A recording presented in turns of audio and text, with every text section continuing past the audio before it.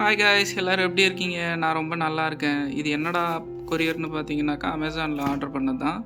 ஒரு power bank தான் ஒன்று வாங்கியிருக்கேன். என் மொபைல் ரொம்ப நாளாக பேட்ரி பேக்கப் பத்தாமல் மக்கர் பண்ணிகிட்டே இருந்தது. ஸோ அதுக்காக வாங்கினது தான் இந்த பவர் பேங்க். இது என்ன பிராண்டு பவர் பேங்க்கு, இதில் என்னென்ன ஸ்பெசிஃபிகேஷன்லாம் இருக்குதுன்னு சொல்லிவிட்டு நான் அப்படியே வீடியோவில் போக சொல்கிறேன். ஃபஸ்ட்டு இதை நம்ம அன்பாக்ஸ் பண்ணிடலாம்.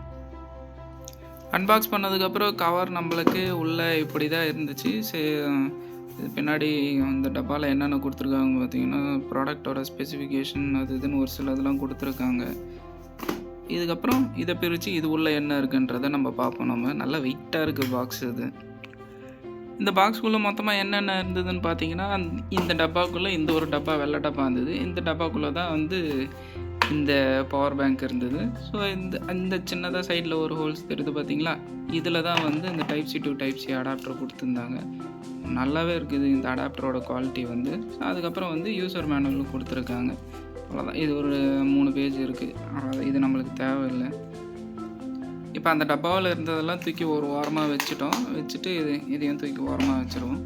ஸோ இந்த பவர் பேங்க்கில் என்னென்ன ஸ்பெசிஃபிகேஷன் போட்டிருக்காங்க, என்னென்னலாம் இருக்குது, என்ன ஃபீச்சர்ஸ் இருக்குது, எத்தனை எம்ஏஹெச் பவர் பேக்கப் இருக்குது அப்படின்றதெல்லாம் ஒன்று ஒன்றா பின்னாடியே பார்த்துட்டு வரும்.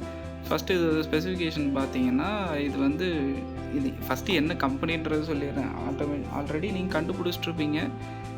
இருந்தாலும் நான் ஒரு டைம் சொல்கிறேன். இது Xiaomi 4i பவர் பேங்க். இது ஆக்சுவலாக இது 20,000 பவர் பேங்க். எதுக்குடா இவ்வளோ வாங்குறேன்னு கேட்டிங்கனாக்கா, 10,000 ஆக்சுவலாக என் மொபைலுக்கு செட் ஆகாது. இப்போ 10,000 என்னோடய மொபைல் 4,000. என்னோடய மொபைல் என்னென்னு பார்த்தீங்கன்னா, iQOO 9 5G தான் வச்சுட்டு இருந்தேன் நான். இப்போவும் அதுதான் யூஸ் பண்ணிகிட்ருக்கேன். அதில் தான் நான் இந்த வீடியோவும் நான் இப்போ ஷூட் பண்ணிகிட்ருக்கேன் நான். ஸோ இது என்னோடய ஃபோன் பேட்ரி பேக்கப் பவர் பார்த்தீங்கன்னாக்கா 4,000 mAh மட்டும்தான் அது எனக்கு வாங்கும்போதே தெரியும் 4,000 mAh பேட்ரி தான் சொல்லிட்டு. பட் ஸ்பெசிஃபிகேஷன் நல்லா இருந்ததுனால மட்டுமே இந்த ஃபோனை நான் சூஸ் பண்ணேன் நான். ஆனால் இந்த ஃபோன் வாங்கி எனக்கு 3 இயர்ஸ் கம்ப்ளீட் ஆயிடுச்சு. ஆனால் இப்போ தான் ஒரு வருஷமாகவே இந்த ஃபோனில் பேட்ரி ப்ராப்ளமாக இருக்கிறது நான் நல்லாவே நோட் பண்ணேன். ஃபுல் டைம் சார்ஜ் போட்டேன்னா, ஆக்சுவலாக இது இந்த ஃபோனுக்கு என்னோடய iQOO 9 ஃபோனுக்கு 120 வாட்ஸ் ஃபாஸ்ட் சார்ஜ் தான். எப்படியும் எனக்கு ஒரு 20-25 மினிட்ஸில் ஃபுல் ஃபாஸ்ட் சார்ஜுமே ஆகிரும். இருந்தாலும் நான் எதுக்கு இதை வாங்கினேன்னா, பேட்ரி நிற்காது. அதனால தான் இந்த 20,000 mAh பேட்ரி பேக்கப் பவர் பேங்க்கை நான் வாங்கி யூஸ் பண்ண போகிறேன். சீரியஸாகவே இந்த பவர் பேங்கை பார்க்கும்போது நல்ல வெயிட்டாகவும் இருக்குது. அதே போல் குவாலிட்டி நல்லாவே கொடுத்துருக்காங்க. இது கையில் பிடிக்கும்போது நல்லாவே ஃபீல் ஆகுது. நமக்கு நல்ல வெயிட்டாகவும் இருக்குது. ஆக்சுவலாக குவாலிட்டியும் எந்த ஒரு காம்ப்ரமைஸும் இல்லாத மாதிரி தான் தெரியுது எனக்கும். அப்படியே ஃபிசிக்கல் ஓவர்வியூ பார்த்தீங்கன்னாக்கா, இங்கே 2 போர்ட்டு கொடுத்துருக்காங்க. நடுவில் டைப் சி போர்ட்டும் கொடுத்துருக்காங்க. ஆக்சுவலாக இது type C board input and output ரெண்டுமே சப்போர்ட் ஆகும். ஸோ இதுலேயே நம்ம டைப் சி சார்ஜர் வச்சுட்ருக்கவங்க எல்லாருக்குமே ஒரு ஆக்சுவலாக இந்த பவர் பேங்க் லேட்டஸ்ட் மாடல்னு தான் நினைக்கிறேன். ஏன்னா இப்போதைக்கு இருக்கிற எந்தெந்த டிவைஸில் டைப் சி எல்லாமே சப்போர்ட் ஆகுமோ அது சப்போர்ட் ஆகிற மாதிரி எல்லாமே கொடுத்துருக்காங்க. அப்படியே இந்த டைப் சி மேலே பார்த்தீங்கன்னாக்கா, இங்கே இந்த சார்ஜிங் இண்டிகேட்டர்லாம் இருக்கும். அந்த லைட்ஸ் எல்லாம் கொடுத்துருக்காங்க. ஒரு 4 லைட் இருக்கும். இப்போ நம்ம அப்படியே இந்த பவர் பேங்க் நம்ம திருப்பி பார்த்தோம்னா, இங்கே ஒரு பட்டன் இருக்கும்.